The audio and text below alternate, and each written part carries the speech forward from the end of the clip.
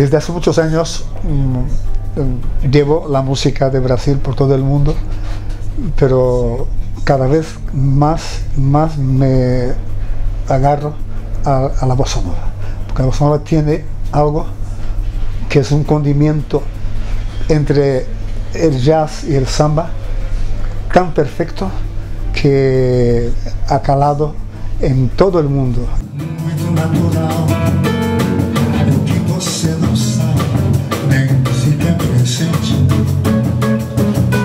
é que os desafinados também têm coração. Yo tengo el honor de haber enseñado a Paco de Lucía cuando él tenía 14 años los acordes, los secretos de la música brasileña, en contra de la voluntad de su padre, porque decía que eso le podría influenciar mucho y estropear el flamenco.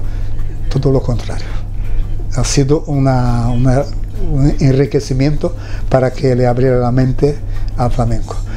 Principal, no peito do desafinado, no fundo do peito bate calado, no peito do desafinado também bate o coração.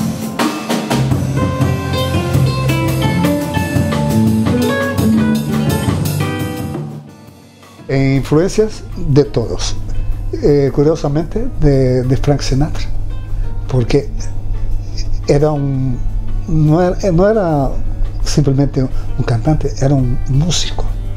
Lo que él hacía con la voz era música como si fuera un instrumento aparte de la voz.